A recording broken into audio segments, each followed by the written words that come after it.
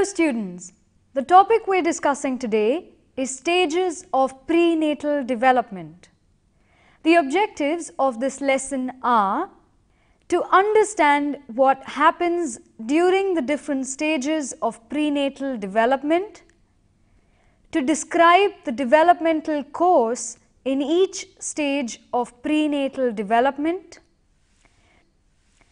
to familiarize oneself with the different concepts associated with this developmental phase, to comprehend how environment and heredity work together to determine human characteristics,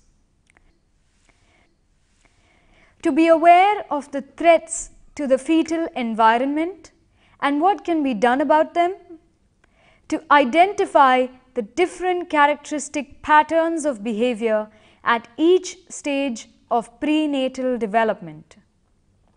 Life begins in the reproductive system of the female set inside her pelvic cavity. Conception usually occurs during a woman's ovulation period or within a few days of it. During this time, the female ovaries release an ovum that, if fertilized by a sperm, will develop into a new human. The term natal in the word prenatal means birth. So prenatal implies before birth, that is, right from the point of fertilization to childbirth. And this period encompasses the 38 weeks or approximately the 9 months of gestation, or what is popularly known as pregnancy. Prenatal development is also referred to as antenatal development. The study of the science of prenatal development is called embryology. During this time of the 38 weeks, the new human organism changes in many ways. The prenatal stage can in fact be divided into 3 phases, and each phase carries its own significance in the development of the human in the womb. And these are the period of the zygote, the period of the embryo, and finally the period of the fetus. We will now examine each of these in detail.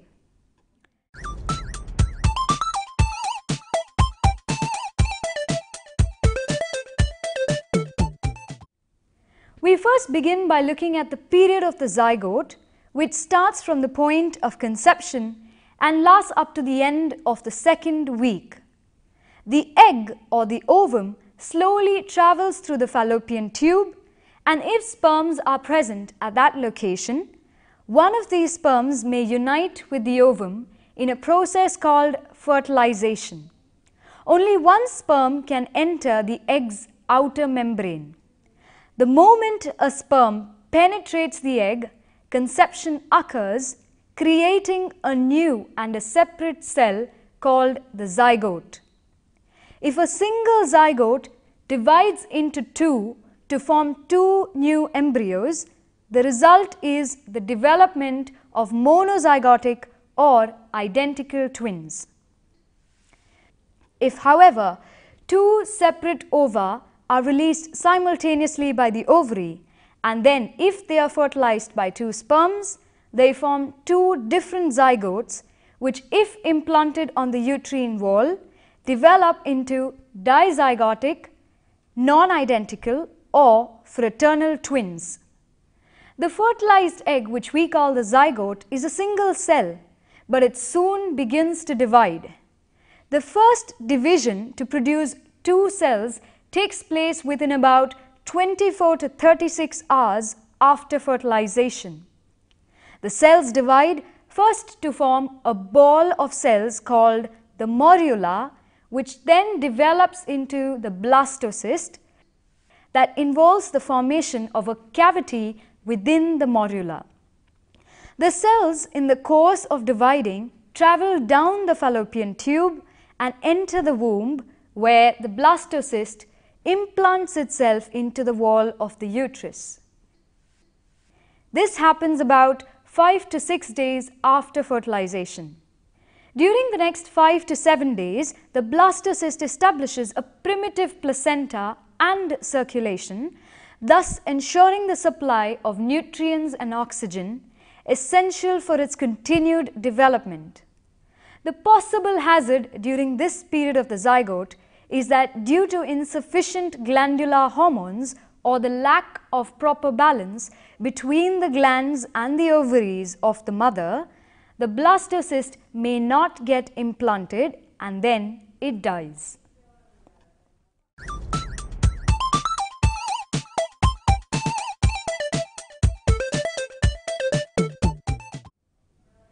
During the period of the embryo, which lasts from the 3rd to the 8th week, 3 crucial structures develop from the fertilized egg to protect and sustain the growing life within the mother's uterus. And these are the amniotic sac, the placenta, and the umbilical cord. The amniotic sac contains amniotic fluid, which is a watery liquid in which the developing embryo floats, and thus this serves as a protective buffer. The tendrils that attach the embryo to the uterine wall increase in size and complexity to form a fleshy disc-like structure which is referred to as the placenta. The embryo is joined to the placenta at the abdomen by the umbilical cord, which is a tube that contains blood vessels to carry oxygen and nutrients to the growing baby and remove carbon dioxide and waste products. During the embryonic period, the inner mass of the new organism differentiates into 3 layers. The outermost layer is called the ectoderm, from which develop the skin, hair, nails, and so on. The middle layer, called the mesoderm, is also present, from which muscles, skeleton, and the circulatory as well as the excretory organs develop. And finally, the innermost layer is called the endoderm, from which the gastrointestinal tract, the eustachian tube, lungs, pancreas, salivary glands, and such develop. Many important external and internal features start to grow and function during the embryonic period. The heart, although is only 2-chambered, begins to beat and blood is circulated around the embryo by the end of the 3rd week. This enables the removal of waste and the acquisition of nutrients. As all the body's organs begin to form during this period, the period of the embryo is considered the most critical stage of prenatal development. The potential danger of this stage is that if the embryo does not receive sufficient protection and nourishment, there may be a miscarriage or malformation.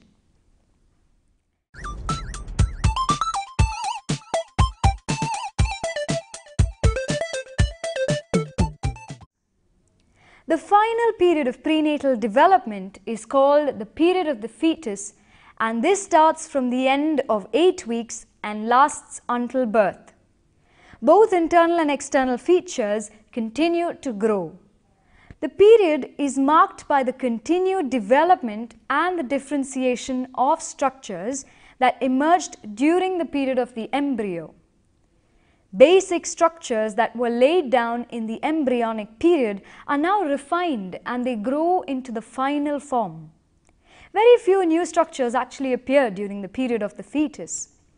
It is during this period that the origins of motor, sensory, and learning behavior are to be found. This period is considered safer than the period of the embryo, but it is not completely free from hazards. By the end of the 4th month, mothers feel the fetus movement. At around the 5th month, reflexes such as sucking, swallowing, and hiccuping usually appear. During the 5th month, at 22 weeks, the fetus weighs a little over 1 pound and is about 1 foot in length. The fetus begins to show sensitivity to light and can be stimulated and irritated from this point onward. Although there are a few cases of infants being born and surviving at this time, the chances of survival and the absence of later complications are very slim. Between the 4th and the 6th months, most of the organs that were formed during the first trimester begin to function. If born at this time, the fetus has a chance survival. The point at which it can first survive is referred to as the age of being viable, and this occurs sometime between the 22nd and the 26th weeks. During the 7th month, the fetus is only 3 pounds in weight, and therefore the 7-month-old fetus has a few pounds to gain before reaching the average 7.5 pounds. During this time, the brain continues to develop at an increasingly fast rate. By 7 months, the fetus clearly responds to sounds outside of the womb, and it develops a preference for the tone and the rhythm of the mother's voice. By the 8th month, the fetus has little room for large movements. A layer of fat is added that will assist with temperature regulation. The lungs, however, are still very immature. If born at this time, the infant will likely require some help with breathing. It is not until the 9th month that the lungs are mature enough to regulate breathing on their own without assistance. During the last month of gestation, the baby continues to grow at a rate of about half to 1 pound per week. The lungs are maturing in preparation for that first breath. The baby will also turn around in the womb to a head-down position for birth.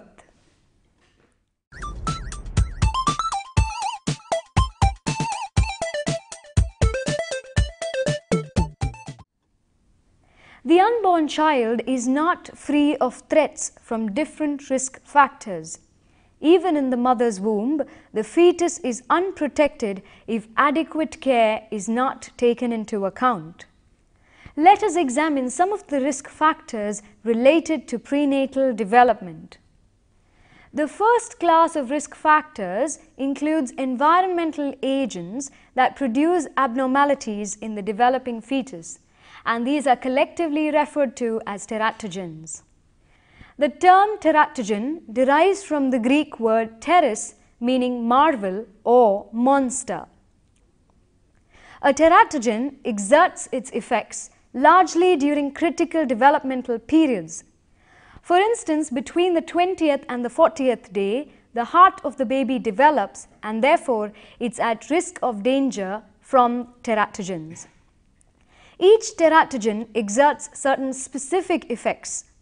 For instance, rubella, if the mother is suffering from, affects the fetus' heart, eyes and brain, while thalidomide consumption produces malformations of the limb.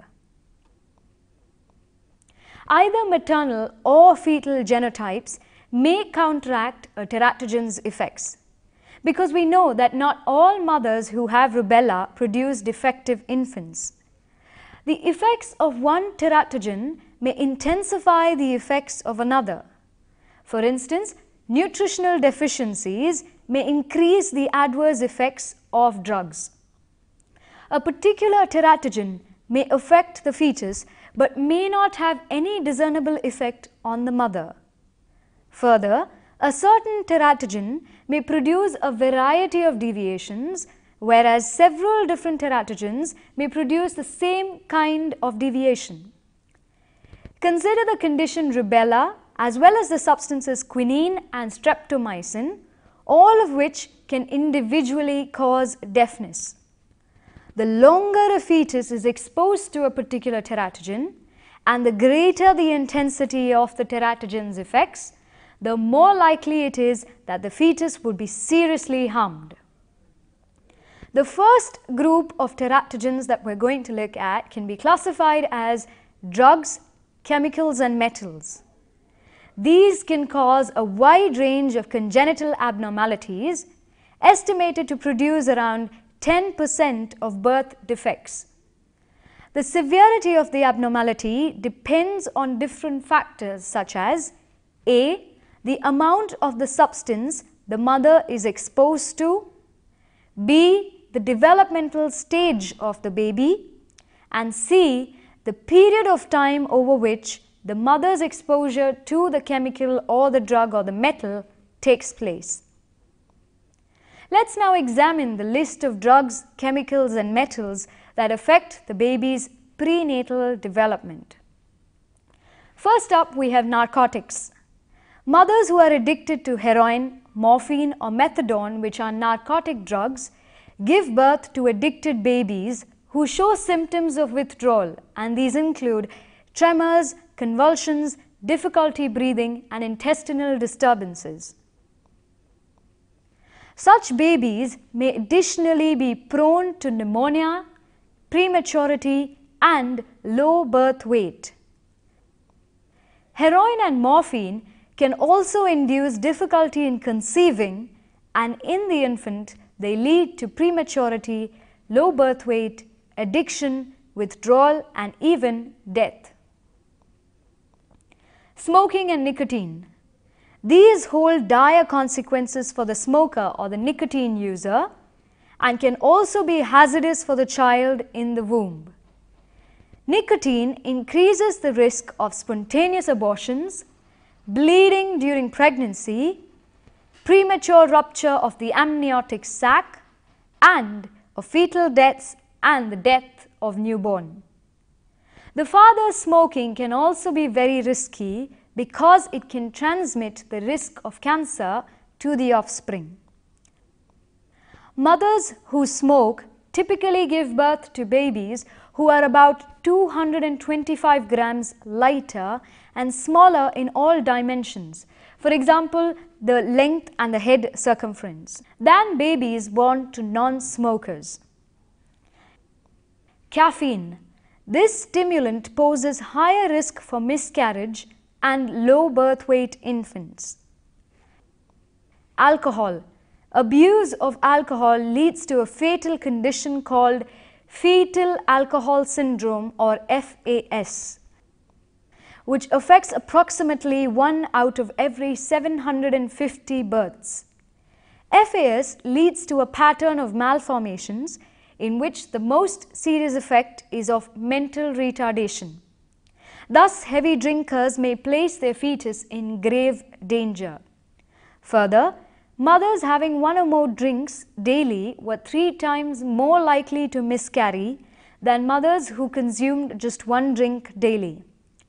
Possible complications include permanent growth retardation, malformations of the face, brain damage, hyperactivity, learning disability and heart defects.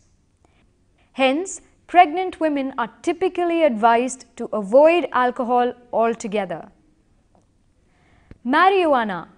This drug also causes difficulty in conceiving, and in the infant it leads to prematurity, low birth weight and high-pitched crying.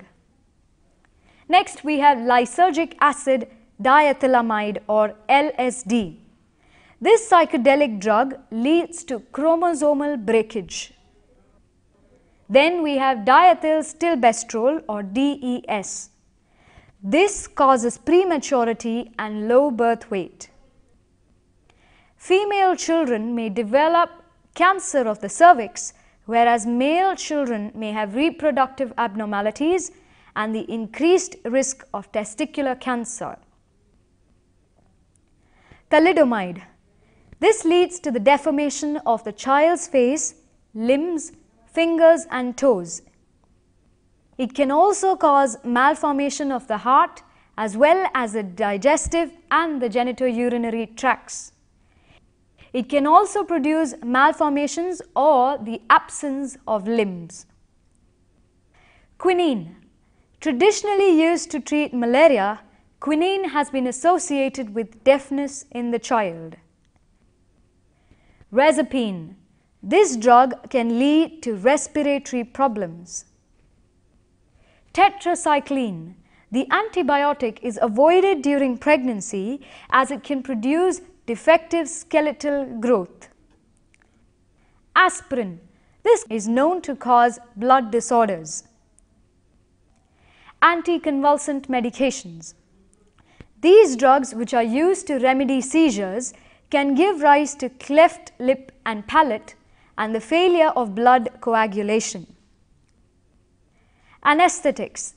They cause short-term depression of the infant's responsiveness alongside resulting in impaired attention and motor abilities.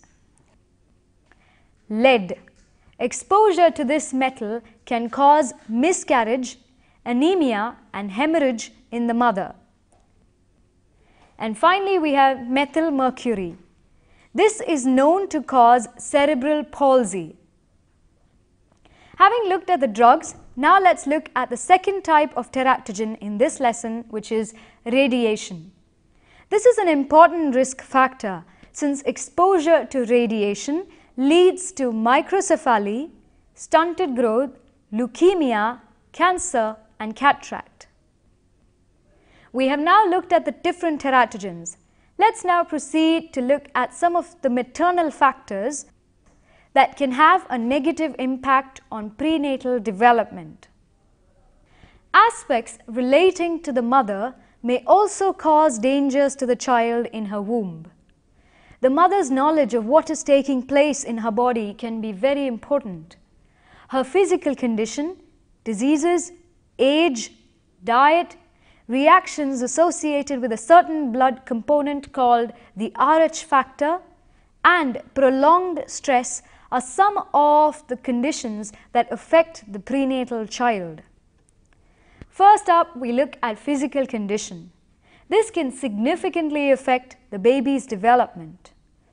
Women who weigh less than 45 kilograms in total body weight have risks for pregnancy complications and for delivering underweight infants. Second is the age of the mother.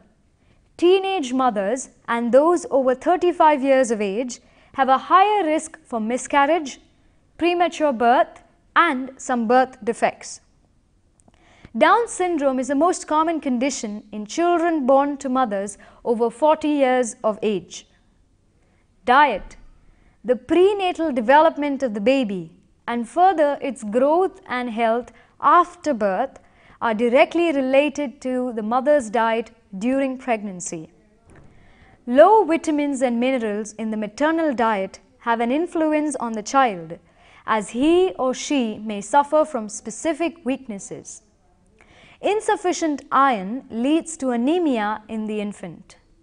Low intake of calcium causes poor bone formation in the child.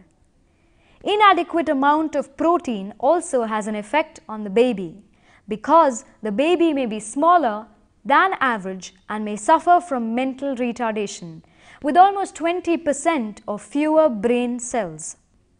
Now we have the Rh factor. This is an inherited genetically dominant trait in the blood that can result in a dangerous situation for the fetus.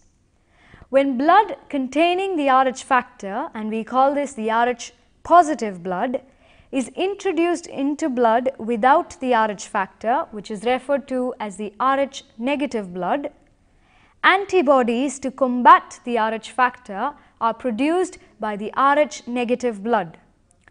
For instance, consider that there is a mother who is Rh negative while the father is Rh positive.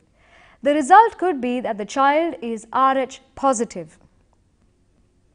Any small rupture in the capillaries of the placenta will release the Rh factor into the mother's bloodstream, causing her body to produce the antibodies needed to fight this Rh factor.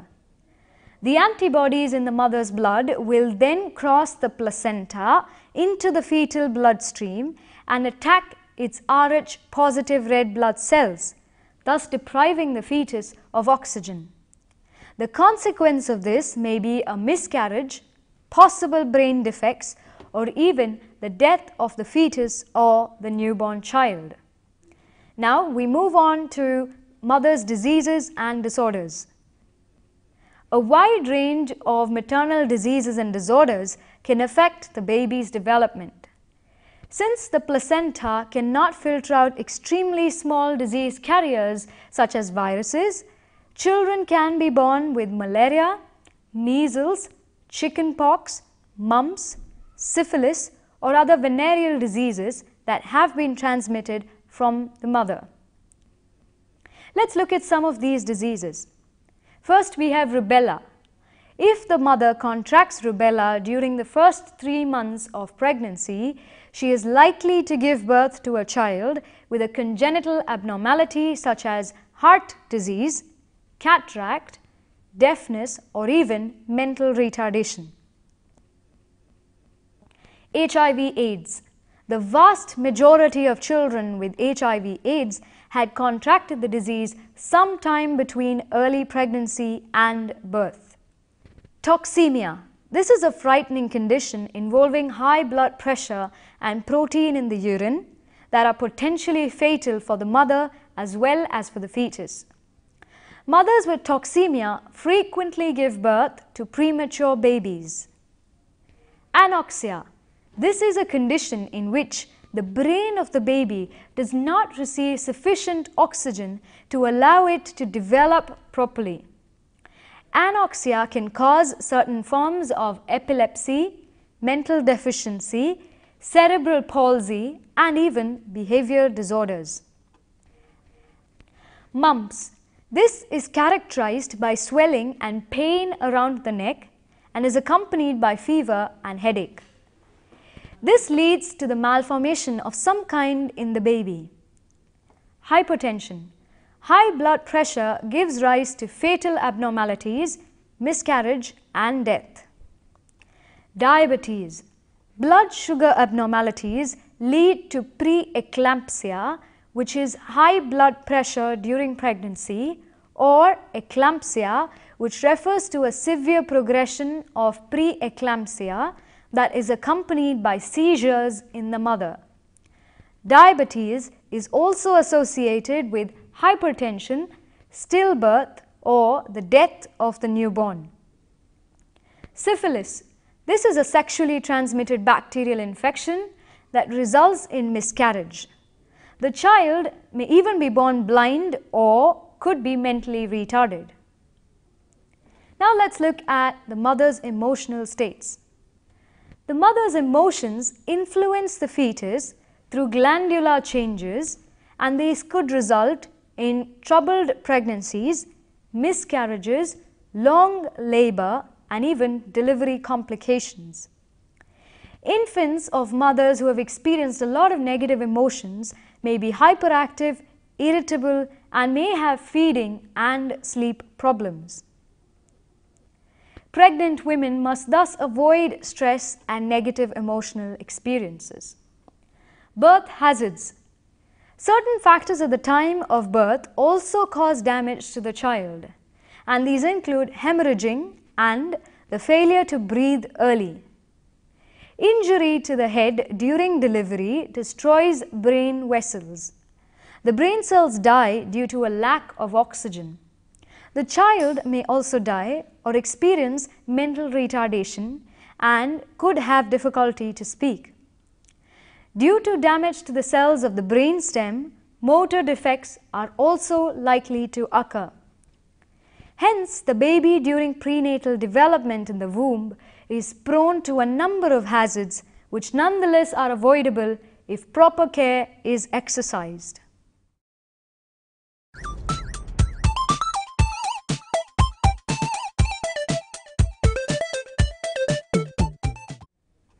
Prenatal development is typically divided into 3 distinct periods, and these are the period of the zygote, the period of the embryo, and finally the period of the fetus. These phases represent continuous stages of development during which the organism is protected and sustained by the amniotic sac, the placenta, and the umbilical cord. The period of the zygote ranges from the point of conception and lasts up to the end of the 2nd week. The period of the embryo occurs between the end of the 2nd week and goes on up to 8 weeks or 2 lunar months. The final stage of prenatal development, that is the period of the fetus, starts from the end of 8 weeks and goes on until birth. Internal and external features continue to grow during this period. Throughout prenatal development, teratogens, which are agents that produce developmental abnormalities, may affect the growing organism, resulting in physical and mental deviations. Consumption of or exposure to drugs, chemicals, metals and radiation have deleterious effects within the womb and after the child is born. Further, maternal factors such as her age at pregnancy, body weight, diet, Rh factor, diseases and emotional states substantially affect the child's well-being. Finally, hazards during birth can also cause complications for the child. It is not without reason then that pregnancy is considered an extremely critical period for the well-being of both the child in the womb as well as for the mother. Awareness of these issues and the practice of care are vital for healthy prenatal development.